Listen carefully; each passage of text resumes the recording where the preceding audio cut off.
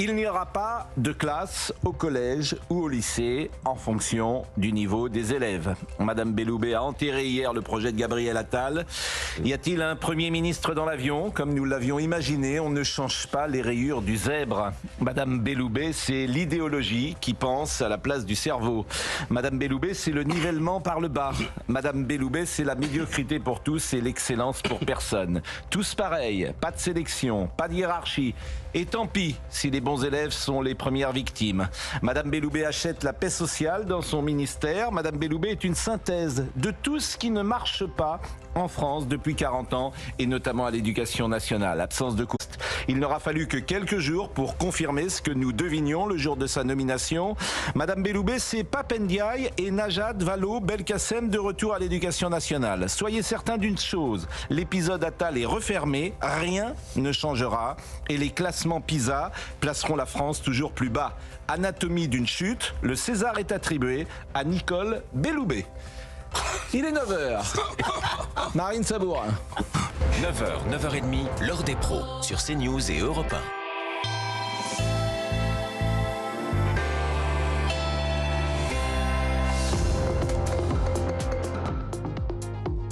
Le procès du tueur présumé d'Éric Masson s'ouvre aujourd'hui devant la cour d'assises du Vaucluse le 5 mai 2021. Le policier était tué lors d'une intervention sur un point de deal en plein centre d'Avignon. Il avait succombé à 2 coups de feu dans la poitrine. Ilyas Akoudat, 22 ans, est jugé pour meurtre et tentative de meurtre sur un autre policier. J-5 avant le salon de l'agriculture, la colère des agriculteurs ne retombe pas. Après les annonces de Gabriel Attal début février, ils demandent des preuves concrètes et immédiates, auquel cas de nouvelles actions pourraient être menées dans les prochains jours à Paris, comme l'expliquait le président de la FNSEA, Arnaud Rousseau, au micro de Sonia Mabrouk à 8h10. Écoutez. Si elles ne sont pas faites, les agriculteurs feront le constat qu'on se moque d'eux et j'imagine que les actions reprendront. On l'a dit, nous de toute façon, dans le moment dans lequel on est, il n'y a pas d'esprit de recul. Il faut que les décisions attendues depuis longtemps se mettent en œuvre avec des actions d'urgence, elles ont été décrites, et leur application. Parce que sur la mesure élevage, par exemple, qui concerne les bovins, sur le fiscal et le social, on nous explique que ce sera une mise en œuvre en 2025. Il n'en est pas question. C'est 2024 sur les résultats 2023. C'est l'engagement du Premier ministre. Donc ça, maintenant, il faut que ça se mette en place. Gérald Darmanin veut expulser un imam tunisien installé dans le Gard. L'individu Majou Majoubi est connu pour ses prêches anti-français. Dans une vidéo publiée sur les réseaux sociaux, l'imam qualifie le drapeau français de drapeau satanique qui n'a aucune valeur auprès d'Allah. Pour Nicolas Maisonnet, député RN du Gard, cet imam n'a pas sa place sur le sol français. Écoutez. On comprend bien que cet imam qui est aujourd'hui en France en train de prêcher s'en prend au drapeau tricolore français. Que fait cet imam qui, d'après mes informations, est étranger et tunisien? Que fait-il encore sur le sol français?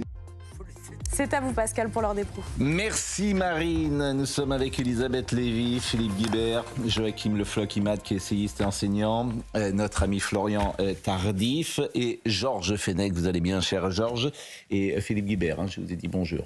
Oui, bonjour. Alors, il n'y aura pas de classe au collège ou au lycée en fonction du niveau des élèves. C'est donc enterré. C'est pas moi qui le dis, c'est Madame Belloubet. Vous allez voir d'ailleurs comment elle s'exprime. C'est du charabia, ministre de l'Éducation nationale. Charabia.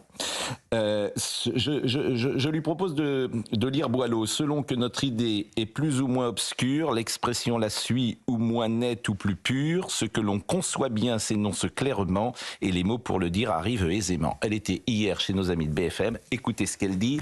Ça s'appelle du charabia. Je l'ai dit très clairement, dès ma prise de fonction, je refuserai tout système de tri social dans notre collège. Et comment l'éviter alors? Eh bien, on l'évite justement en travaillant avec les équipes pédagogiques qui, à différentes étapes dans l'année, pourront vérifier comment les élèves d'un groupe qui est en compétences faibles sur tel niveau est en capacité de les avoir acquises et de changer de groupe. C'est cela que nous faisons. C'est-à-dire que pour bien comprendre, vous nous dites au fond ces groupes de niveau-là seront flexibles tout au long de l'année pour qu'on puisse en sortir. Le brassage, c'est ce qui fait notre société, c'est ce qui fait notre nation. À l'école aussi, nous devons brasser les jeunes. Il faut maintenir des classes hétérogènes. Nous le savons, toute la recherche scientifique le dit. Nicole Belloubet, moi je l'entends parfaitement, mais on est bien d'accord sur le postulat que les élèves qui sont le plus en difficulté sont souvent les plus défavorisés. C'est la raison. On est d'accord là-dessus. On est d'accord là-dessus. C'est la raison pour laquelle il faudra à certains moments les prendre à part pour leur donner des compétences au niveau des autres dans tel ou tel domaine, et puis ensuite, à certains moments, rebrasser Mais donc, dans les il y aura classes. bien, à un moment donné, une concentration d'élèves les plus en difficulté et donc les plus défavorisés. Mais monsieur Duhamel, un élève peut être en difficulté sur telle compétence, par exemple l'affluence en français, et il peut être meilleur, mais en moins grande difficulté sur telle autre compétence en maths. Donc il n'y aura pas le groupe des mauvais, si c'est ça que vous voulez me faire dire, et le groupe des bons. Donc ça veut dire que c'est des groupes de niveau, mais il n'y aura pas des groupes avec les mauvais et les bons. Je n'ai pas dit ça, je ne suis peut-être pas très claire. Je vous dis que suivant la nature des apprentissages à acquérir, tel élève pourra être dans le groupe, disons, en difficulté sur cette compétence-là, mais qu'en même temps, sur une autre compétence, il ne sera pas forcément dans le groupe des élèves en difficulté. Amandine. En fait, j'en peux plus. Quoi. Non, mais ça donne envie de pleurer parce que... Je n'en peux plus. Et bravo à j'allais dire Alain Duhamel, Benjamin Duhamel, mais c'est effrayant. Quoi. Ces gens sont effrayants. Non, mais ça donne envie de pleurer. Parce qu'en fait, quand t'es mauvais en maths, t'es aussi mauvais en français et t'es mauvais en tout. C'est ça la réalité du terrain. Elle est déconnectée parce qu'il est rare qu'un élève soit très bon en français et très mauvais en maths. En fait, ça n'existe pas. D'abord, c'est-à-dire qu'il y a une cohérence généralement où t'es très bon partout, où t'es très moyen partout, où t'es très mauvais partout. C'est ça la réalité. À grands traits. Il peut y avoir quelques exceptions. Mais ces gens qui sont déconnectés et menés par l'idéologie t'expliquent qu'effectivement, parce que c'est l'idéologie qui soutient ça. Donc, rien ne changera. Non, mais rien ne changera. Mais d'abord, effectivement, dans le projet Attal, il pouvait y avoir des groupes différenciés, mais c'est pas ça. Elle veut les enterrer au nom de l'idéologie qui, d'ailleurs, non seulement a mis l'école par terre, mais a accru les inégalités. C'est ça le plus drôle. Ils veulent, depuis 40 ans, faire des réformes égalitaires. Depuis 40 ans, elles accroissent les inégalités. Et leur idée, c'est surtout, comme vous l'avez dit... Pas de vague. Non, et non, alors, non, c'est plus, pardon. Jean-Paul Briguelli va être avec nous. Mais c'est quand même pas d'hierarchie, vous avez dit cela. Et en fait, ça a pénalisé les mauvais, ça a pénalisé les bons qui sont... Elisabeth Lévy. Moi, je vous sens, cher Pascal Praud, le désir de pouvoir aller au fond des choses et peut-être de questionner vous-même, Nicole Belloubet. Or, j'ai regardé cette émission, Benjamin Duhamel lui a demandé si elle accepterait de venir sur CNews. Elle a répondu, mais bien sûr, invitez-la. Madame Belloubet, vous venez. Réponse à vos questions. Mais en fait, on va se fâcher parce qu'en fait, c'est du charabia, c'est insupportable. Mais vous lui poserez la question. Ce qu'elle dit elle dit une chose déjà qui est... C'est moins clair qu'avec Gabriel Attal, c'est sûr. Mais c'est beaucoup moins clair. Au nom de l'idéologie, elle dit une chose qui est fausse. Tu peux être très bon dans une matière et très mauvais dans l'autre. En fait, ça n'existe pas. Mais ça n'existe pas, ça, parce que tout le monde sait que le réel... Ça existe à la marge, mais quand t'es bon, quoi. Moi, écoutez, je suis allé de la 6e à la terminale. Ceux qui étaient bons, ils étaient bons partout. Ceux qui étaient mauvais, ils étaient mauvais partout. Vrai ou faux? Oui, globalement. Voilà, globalement, c'est ça. Mais le réel n'existe pas pour ces gens-là. C'est le collège unique, c'est un dogme. Le réel n'existe pas. C'est ça qui me fascine, moi. Le réel n'existe pas. Elle est condamnée à aller à rebours du principe de réalité, puisque ce qu'elle veut, c'est dire ce qui plaît aux syndicats. Elle reprend exactement leurs mots. Pas de tri social des élèves, l'hétérogénéité des classes est une chance. Enfin, c'est tout la logorée des syndicats.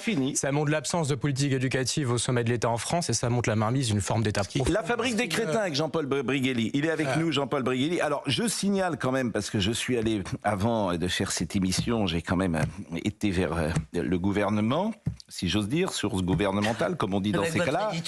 Voilà, je me suis dit, mais bon. Et les réponses qui me sont venues, c'est... Madame Belloubet est prudente car il faut renouer le lien avec les syndicats. Voilà, Amélie ou Direct Assar. C'est ce que j'allais dire, si je peux me permettre. Je vous en prie. Non, mais moi je comprends, parce que j'essaye de comprendre. Vous dites l'idéologie. On avait Gabriel Attal qui disait exactement le contraire. Il est Premier ministre, donc à ma connaissance, il a une certaine autorité sur son gouvernement.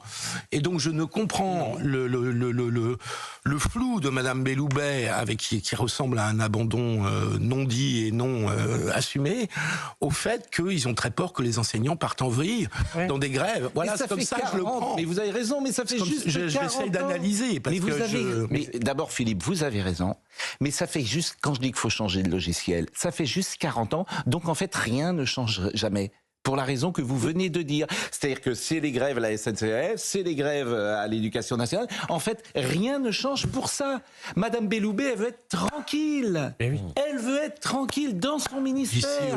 Donc c'est tout. Ils sont trop faibles pour maintenant... Le tri social des élèves, il existe déjà, parce que maintenant, vous n'avez aucun espoir d'émancipation sociale pour les catégories populaires à cause de l'effondrement de l'école. Tout ça, évidemment, personne ne veut du tri social, ce qu'elle dit est ridicule. Mais elle te piège avec ce mot-là. Personne n'a dit qu'on voulait du tri social.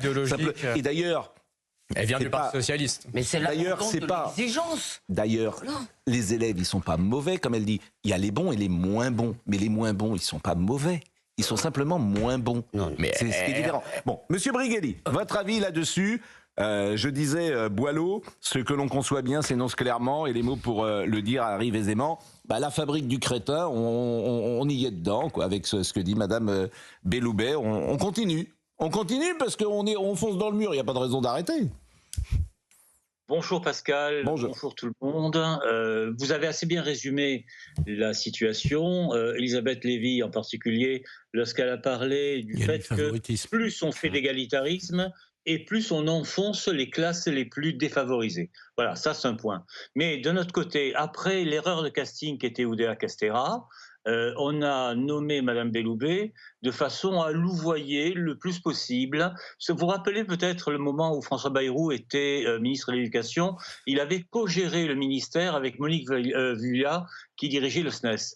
Bon, on en est à peu près au même point, on va avoir une co-gestion, et vous avez raison, on est dans l'idéologie, c'est-à-dire, pour reprendre la définition d'Hannah Arendt, ce qui n'a aucun rapport avec la réalité. La réalité, c'est que 44% des élèves de 6e, statistique du ministère datant du mois d'octobre, pratiquement ne maîtrisent ni le lire ni l'écrire. Et si vous ne maîtrisez pas la langue française, vous ne risquez pas de comprendre quoi que ce soit aux problèmes de maths, à la position en histoire, à quoi que ce soit. Bon, alors, pour ce qui est des groupes de niveau, on va essayer d'être très clair. C'est très difficile à mettre en place. J'en ai fait moi-même dans mes classes quand j'étais en collège, dans un collège rural de Normandie profonde, mais je l'assumais tout seul. Et c'est très difficile et on n'a pas les enseignants pour ça. Les syndicats le savent très bien, ils gueulent tous sur donnez-nous des postes, etc. On n'a pas les gens. Voilà, ça c'est une évidence. Mais simplement, si on décide que chaque collège fera son aggiornamento et décidera si on fait ceci, si on fait cela, très bien. Mais il faut donner à ce moment-là aux parents la possibilité d'inscrire leurs enfants dans le collège de leur choix, sur l'ensemble d'une circonscription, de façon à ce qu'ils puissent choisir entre l'enseignement de l'ignorance et l'enseignement des concepts les plus utiles. Merci Jean-Paul Brigelli. En tout cas, moi je voulais souligner. Mais non, mais il a raison. Mais bien sûr, Brigelli. Mais bien sûr. Il dit on n'a pas les enseignants pour ça. Mais bien sûr. Et en fait, c'est là-dedans que les syndicats s'enfoncent pour bloquer le projet. Mais vous avez un non-dit total, puisque ça existe déjà les groupes de niveau. Il suffit de choisir des spécialités. Mais c'est pourquoi. Mais en fait, c'est pourquoi je vous dis d'abord que c'est fichu quasiment en tout. Donc ça, c'est ce que je pense. C'est fichu en tout. Trop pessimiste. À chaque fois que je veux bien être démenti par le réel, c'est fichu puisqu'en fait, tu ne peux rien faire. Tu ne peux rien faire. Vous avez tort sur un point. Tout le monde s'arrange, c'est-à-dire que tu vas dans le privé, parce que dans le privé choisit ses élèves. Oui. C'est tout. Mais vous avez tort quand même sur un point, pardon, il faut le dire. Quand vous dites, excusez-moi, c'est un peu démago, il n'y a pas de mauvais. Si, il vient de vous le dire, il y a des gens... moins bons. Il y a des gens qui... Enfin, écoutez, quand vous arrivez en 6e sans savoir lire, vous êtes vous êtes moins bon. Mais c'est comme vous mettez les bons, les très bons, les petite taille, quoi. C'est pas évident. En fait, ce que je veux vous dire, c'est que si vous mettez les moins bons ensemble, et c'est une question de bon sens, ils vont progresser. Puisqu'il y aura même une émulation. Si vous mettez des moins bons avec des très bons, ça ne peut pas marcher. Le collège unique. Ce qui est vrai en sport est vrai également dans... comment dire, 74, le collège unique. Allez,